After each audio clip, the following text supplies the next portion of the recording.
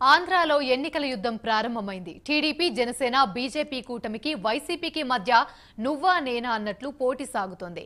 ఏపీలో దశాబ్దానికి పైగా ఒకే పార్టీ గెలుస్తూ వస్తున్న నియోజకవర్గాలు కొన్నున్నాయి.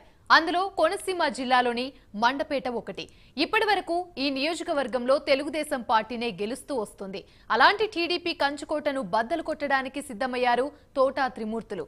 మరి త్రిమూర్తులు విజయం ఖాయమేనా?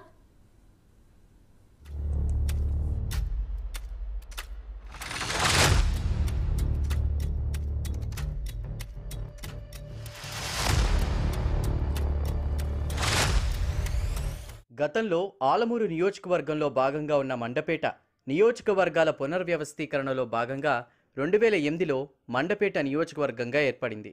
రాయవరం, మండపేట, కపిలేశ్వరం మండలాలు ఈ నియోజకవర్గంలో ఉన్నాయి. నియోజకవర్గం ఏర్పడినప్పటి నుంచి ఇప్పటి వరకు వేగుళ్ల జోగేశ్వరరావు ఎమ్మెల్యేగా ఉన్నారు. ప్రస్తుతం 4సారి ఇక్కడి నుంచి ఆయన తన అదృష్టాన్ని పరీక్షించుకోబోతున్నారు. ఇక వైసీపీ నుంచి మాజీ ఎమ్మెల్యే, ఎమ్మెల్సీ తోటా త్రిమూర్తులు పోటీ చేస్తున్నారు. ఈ నియోజకవర్గం టీడీపీకి కంచుకోటగా ఉంది. వైసీపీకి ఈ నియోజకవర్గంలో సరైన అభ్యర్థి లేకపోవడంతో గత 2 ఎన్నికల్లోనూ ఓటమి పాలైంది. సామాజిక సమీకరణాలను దృష్టిలో పెట్టుకుని 2014లో గిరిజాల వెంకటస్వామి నాయుడును బరిలోకి దించినా ఉపయోగం లేకుండా పోయింది. 2019 ఎన్నికల్లో రామచంద్రాపురం నియోజకవర్గానికి చెందిన పిల్లి సుభాష్ చంద్రబోస్ను బరిలోకి దించినా ఫలితం లేకపోయింది.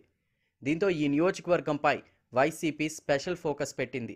తూర్పుగోదావరి జిల్లాలో కాపు సామాజిక వర్గంలో బలమైన నేతగా పేరున్న సీనియర్ రాజకీయ నాయకుడు తోటా త్రిమూర్తులను వైసీపీలో చేర్చుకుంది. తోటా త్రిమూర్తుల సొంత నియోజకవర్గం రామచంద్రాపురం. అప్పట్లో అక్కడ సిట్టింగ్ ఎమ్మెల్యే చెల్లుబోయిన వేణు ఉండడంతో తోటా త్రిమూర్తులను మండపేట నియోజకవర్గ కోఆర్డినేటర్గా నియమించింది. అప్పటి నుంచి తోటా త్రిమూర్తులు మండపేటపై స్పెషల్ ఫోకస్ పెట్టారు. తాజాగా వైసీపీ అధిష్టానం తోటా త్రిమూర్తులను అభ్యర్థిగా ప్రకటించింది.